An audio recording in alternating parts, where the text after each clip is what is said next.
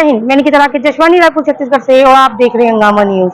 राजधानी में बढ़ते अपराधों को लेकर कहीं ना कहीं कानून में जो कार्यप्रणाली है उसे लेकर के सवालिया निशान खड़े हो रहे हैं।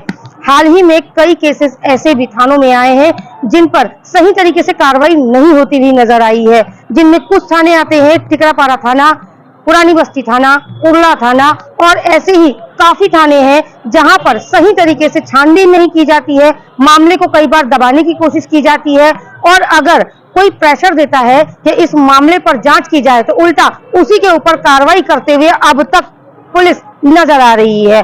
कुछ मामले ऐसे हैं जिन्हें दबाने की भी पुलिस कोशिश करती है। इसके बाद हम पुरानी बस्ती थाने में आते हैं। पुरानी बस्ती थाने में एक मामला आया है जिसे वो आत्महत्या बता रहे हैं, लेकिन वो आत्महत्या नहीं है, वो कहीं ना कहीं मर्डर है, ऐसी आशंका जताई जा रही है मृतक के परिजनों की। आइए इस पूरे मामले को समझने की कोशिश करते हैं। आम आदमी पार्टी से विजय झा जी से जुड़ते हैं, जो कि उसी समाज के, सजल झा जो कि मृतक है वो ब्राह्मण समाज से था, और उसी समाज से विजय झा भी आते हैं। हम उनसे जुड़ने की कोशिश करते हैं और उनसे पूरा मामला समझने की कोशिश करते हैं। तब तक बने रहे हमारे साथ और देखते रहिए हंगामा न्यूज। क्या मामला है जिसको लेकर के आप मीडिया के समक्ष सामने आए? देखिए, पुरानी बस्ती के कुशालपुर क्षेत्र में एक नवयुवक अविवाहित लड़का था, सजल झा। उसकी संदिग्ध परिस्थितियों में शव महादेव घाट के एनीकेट में मिला था। वो लड़का 2-3 दिन से घर से गायब था। उसकी माँ पेंशनर है, विधवा महिला है, घर को चलाती है। उन्होंने पुरानी बस्ती थाना में जाके गुमशुदगी की रिपोर्ट लिखाई और उसके दूसरे दिन वो शव जो है एनीकेट में मिला। 3-4 दिन पुराना शव था। उसके साथ में जो सीसी फुटेज वगैरह देखा गया, उसमें पता लगा कि 2 और अन्य लड़के थे, उनके साथ में पीते खाते लोग घूमे हैं। अब उसके बाद पुरानी बस्ती थाने में शिकायत हुई, रिपोर्ट दर्ज कराया गया। 2 लड़कों को संदिग्ध पकड़ा भी गया। एक दिन पूछताछ करने के बाद उनको छोड़ दिया गया। हम कल मैथिल ब्राह्मण समाज की ओर से वरिष्ठ पुलिस अधीक्षक को एक ज्ञापन सौंप करके उनकी माता जी ने भी एक विस्तृत आवेदन दिया है। उसकी जांच के लिए एसएसपी साहब से हमने मिले। उन्होंने पुरानी बस्ती थाने को निर्देशित किया है कि इसकी निष्पक्ष और उच्च स्तरीय जांच होनी चाहिए। लेकिन उसके बाद भी पुरानी बस्ती थाना का ये तर्क है कि एक तो बच्चे का मोबाइल गुम गया है। भाई, यदि मोबाइल गुम गया है तो साइबर क्राइम से मोबाइल के कॉल डिटेल्स निकाल करके आप उसकी जानकारी ले सकते हैं ना। दूसरा, उनका कहना यह है कि हम जांच किए और ऐसा कोई संदिग्ध परिस्थिति नहीं पता लग रहा है। तो भाई, आप सीसी फुटेज देखिए ना। कहीं भी किसी भी क्राइम के तथ्य पर उसके जड़ में पहुंचने के लिए 2 सबसे महत्वपूर्ण चीज है, सीसी फुटेज आज की तारीख में और आपका मोबाइल का कॉल डिटेल्स।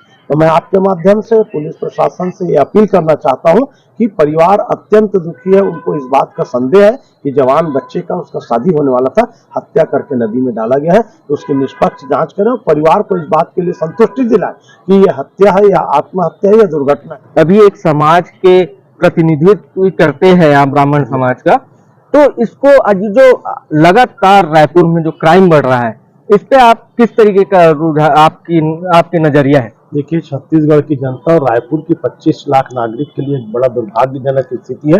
वो कहते हैं ना, गरीब मांगे तो भीख है, अमीर मांगे तो चंदा है। हिंदुस्तान में चल रहा गोरख धंधा है। जब ये भारतीय जनता पार्टी के लोग विपक्ष में थे, भूपेश बघेल जी के सरकार में थे, तो कानून व्यवस्था के लिए धरना प्रदर्शन देते थे। आज जहां देखो वहां शराब सस्ता हो गया है, शराब की दुकानें खुल गई है, हत्या, बलात्कार, लूट हो रहा है और अपराध पर कहीं भी नियंत्रण नहीं हो पा रहा है। इससे कहीं ना कहीं लगता है कानून व्यवस्था की स्थिति बहुत जर्जर है। और जिस तेजी के साथ में गृह मंत्री विजय शर्मा जी ने आगे बढ़े थे, कहीं भी कानून व्यवस्था के मामले में उनका कोई अचीवमेंट नहीं है। और ये भी एक सत्यता है कि उनके सदन में, विधानसभा में, भाजपा के ही विधायक उनसे प्रश्न कर रहे हैं और ये बोल रहे हैं कि घटनाएं हो रही है, आप कोई कार्रवाई नहीं कर रहे हैं।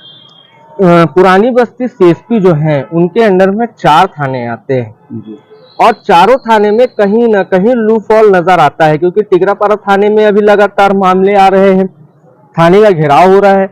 पुरानी बस्ती मामला आप बता ही रहे हैं। छत्तीसगढ़ की जनता, राजधानी की जनता यदि पुलिस के पास या थाने में जा रही है तो हर दृष्टिकोण से वो शिकायतकर्ता को या थाना में आने वाले को स्पष्ट निष्पक्षता के साथ उनको जांच करके संतुष्ट किया जाए, तभी पुलिस का सीआर बढ़ेगा। अन्यथा लोगों के दिमाग में अरे ये पुलिस तो गड़बड़ करती है तो पुलिस के माथे पर जो कलंक लगा है वो वही धो सकते हैं ईमानदारी से, सत्य निष्ठा से काम करके और लोगों को संतुष्ट करके कि हाँ भाई हम आपके प्रकरण में जांच कर रहे हैं और ये रिजल्ट उनको स्पष्ट बताइए। आज यदि सजल झा का मामला है, उनकी माँ को बुला करके उनके परिवार को, उनके फूफा जी है राजनांदगांव से हैं, जवाहर भैया, ये सब परेशान, उनको थाने में दिखाइए, कॉल डिटेल्स दिखाइए, उनको सीसी फुटेज दिखाइए और उनको संतुष्ट करिए कि नहीं भैया हत्या है या आत्महत्या या दुर्घटना है। यदि ये होगा तो हमको क्यों एसपी के पास, और यदि एसपी के निर्देश पर भी नहीं होगा तो हमको क्यों गृह मंत्री के पास या मुख्यमंत्री के पास जाना पड़ेगा? ये एक बहुत बड़ा प्रश्न चिन्ह है। मैं आपके माध्यम से सजल झा के